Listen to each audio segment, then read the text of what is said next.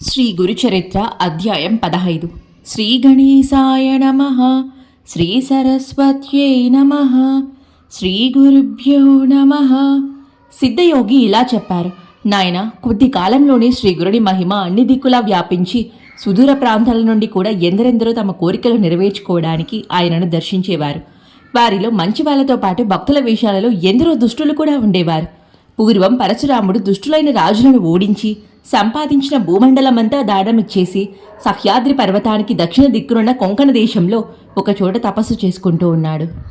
కానీ కొందరు దురాశాపరులు ఆయన వద్దకు వెళ్లి తమకు కూడా భూమి ఇప్పించమని కోరారు. ఆయన ఆ ప్రదేశం కూడా వాళ్లకు దానమిచ్చి వాళ్ల బెడద నుంచి తప్పించుకోవడానికి సముద్రంలో ప్రవేశించి అదృశ్యమయ్యారు. అదే కారణంగా శ్రీగురుడు కూడా వైద్యనాథంలో గుప్తంగా కొంతకాలం ఉండదలుచుకున్నారు. కనుక ఒక రోజున గృహస్థ శిష్యులకిలా సెలవిచ్చారు. ఉపనయనాది సంస్కారాల వలన ద్విజుడైన బ్రహ్మచారి వేదాధ్యయనం చేస్తూ భక్తితో గురువును సేవించాలి. అతడికి పగటి నిద్ర తగదు. దొరికిన భిక్షాన్నంతో గురువుకు అర్పించి ఆయన ఇచ్చినది భుజిస్తూ విద్యావంతుడు కావాలి. చివరకు గురువుకు దక్షిణ సమర్పించి సమావర్తన హోమం చేయాలి. అటు తర్వాత గురుని అనుజ్ఞతో ఒక యోగ్యమైన కన్యను పెండ్లాడి గృహస్థాశ్రమ ధర్మాలను పాటించాలి. పుత్రుడు యుక్త వయస్కుడయ్యాక అతనికి సర్వస్వము సమర్పించి భార్యతో కూడా అరణ్యానికి వెళ్ళాలి. తర్వాత గ్రామ్య విషయాలను వదిలి భార్య యొక్క అనుమతితో సన్యసించాలి. సన్యాసికి జపము, భిక్షాటనము, ధ్యానము, శౌచము, అర్చన, ధర్మాలు. అతడు స్త్రీ కథలను వినకూడదు, వాహనము లెక్కరాదు, మంచము తాకరాదు, పగలు నిద్రింపరాదు, నిరంతరము ఆత్మద్రష్టుడై ఉండాలి. వెదరు, సోరకాయ, చెక్క, మట్టి వీటితో చేసిన పాత్రలు మాత్రమే ఉపయోగిస్తూ దండాధారి పగలు మాత్రమే భుజించాలి. సంవత్సరం అంతా తీర్థాటనం చేస్తూ 3 పగళ్ళు మించి ఏ గ్రామంలోనూ నివసించక స్థిరచేతుడై ఉండాలి. అలా తిరగడానికి శరీరంలో శక్తి లేకపోతే సదా దైవాన్ని ధ్యానిస్తూ ఒక మహాక్షేత్రంలో నివసించాలి. ఇలా చెప్పి గృహస్థ శిష్యులకు వారి వారి గృహాలకు పంపి సన్యాసులమైన శిష్యులకు శ్రీగురుడు ఇలా చెప్పారు. నాయన్లారా, మీరందరూ తీర్థయాత్రలకు వెళ్ళండి.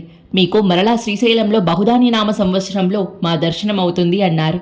అప్పుడు ఆ శిష్యులు, స్వామి, సర్వతీర్థాలు మీ పాదల వద్దనే ఉన్నాయని శాస్త్రాలు చెబుతున్నాయి కదా, మిమ్మల్ని విడిచి మేమెక్కడికి పోగలము? దాని వలన మాకు కలిగే లాభమేమున్నది అన్నారు. అప్పుడు స్వామి, నాయన్లారా, సన్యాసులమైన మనము 5 రోజులకు మించి ఎక్కడా నిలవకూడదు. సర్వతీర్థాలు దర్శించడం మన ధర్మం. దాని వలన మనస్సు స్థిరమవుతుంది. అటు తర్వాత ఒక చోట స్థిరంగా ఉండడం శ్రేయస్కరం అని చెప్పారు. అప్పుడు శిష్యులు, స్వామి, మీ మాటయే మాకు ప్రమాణం. మేము ఏ తీర్థాలు దర్శించాలో సెలవీయండి అని కోరారు. అప్పుడు శ్రీగురుడు ఇలా చెప్పారు. నాయన్లారా, తీర్థాలన్నింటిలోకి ఉత్తమమైన కాశీకి వెళ్లి గంగను సేవించి గంగా తటయాత్ర చేయండి. అటు తరువాత యమున, సరస్వతి నదులను కూడా అలాగే సేవించండి. అందువలన పితృదేవతలకు సంతృప్తి, మీకు శాశ్వత బ్రహ్మలోక ప్రాప్తి కలుగుతాయి. తరువాత వరుణ, కుశావర్త, శతద్రు, విపాస, సరావతి, వితస్న, అసిక్ని, మరుద్రుద, మధుమతి, పయస్విని, కృతవతి, రేవ, చంద్రభాగ, రేవతి, సరయు, గోమతి, వేదిక, కౌశికి, నిత్యజల మందాకిని, సహస్రవక్త, పూర్ణ పుణ్య, అరుణ, బహుద, వైరోచని, పుష్కర, పల్క, అలకనంద మొదలైన నదులలోనూ నదీ సంగమాలలోనూ స్నానం చేసి తటయాత్రలు చేయండి. అలానే శ్రీశైలము, అనంతము, రామేశ్వరము, సేతుబంధము, శ్రీరంగము, పద్మనాభము, నైమిసారణ్యము, పురుషోత్తమము, మహాలయము, కేదారము, కోటిరుద్రము, మాతృకేశము, కుబ్జతీర్థము, కోకాముఖి, ప్రసాద తీర్థము, విజయతీర్థము, చంద్రతీర్థము, గోకర్ణము, శంఖకర్ణము అనే తీర్థాలలో స్నానం చేయండి. అలానే అయోధ్య, మధుర, మాయా, కాంచి, ద్వారక, సాలగ్రామము, సబలగ్రాములను దర్శించండి.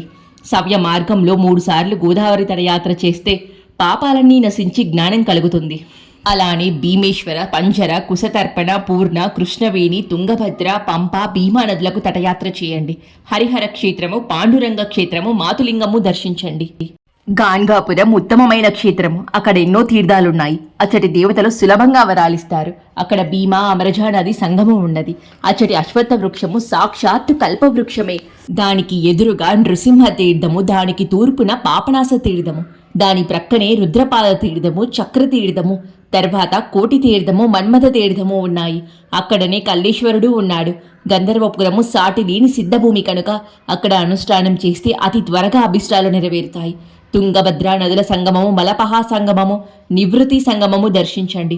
బృహస్పతి సింహరాశిలో ప్రవేశించినప్పుడు గోదావరికి, కన్యారాశిలోకి వచ్చినప్పుడు కృష్ణానదికి, తులారాశిలోకి వచ్చినప్పుడు తుంగభద్రకు, కర్కాటకంలో ప్రవేశించినప్పుడు మలపహా నదికి పుష్కరాలు వస్తాయి. అంటే గంగానది ఆయా పవిత్ర సంవత్సరాలలో ఆయా నదులలో వచ్చి ఉంటుంది కనుక వాటిని సేవించడం ఎంతో మంచిది.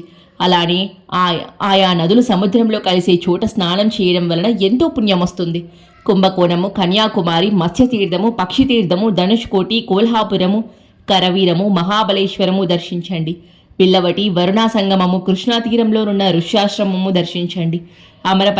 అమరపురం వద్దనున్న కృష్ణవేణి పంచనది సంగమములో 3 రోజులు స్నానము, ఉపవాసము చేస్తే అన్ని కోరికలు తీరడమే కాక పరమార్థము కూడా లభిస్తుంది.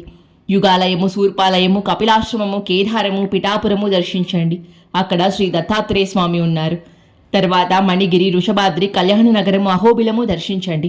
కర్కాటక రాశిలో సూర్యుడు ప్రవేశించినప్పటి నుండి నదులు రజస్వలలు కనుక వాటిలో స్నానం చేయకూడదు. నదీ తీరాలలో నివసించే వారికి మాత్రమే ఈ నిషేధం వర్తించదు. నదులకు కొత్త నీరు వచ్చే రోజులే రజస్వల కాలం. అప్పుడు శిష్యులు ఆయనకు సాష్టాంగ నమస్కారం చేసి వారి ఆశీస్సులు పొంది తీర్థయాత్రలకు వెళ్లారు. నేను మాత్రం ఆయన సేవ చేయడానికి వారితో కూడానే ఉన్నాను. శ్రీ దత్తాయ గురువే నమః. శ్రీ శ్రీ పాదశ్రీ వల్లభాయ నమః. శ్రీ నృసింహ సరస్వత్యై నమః.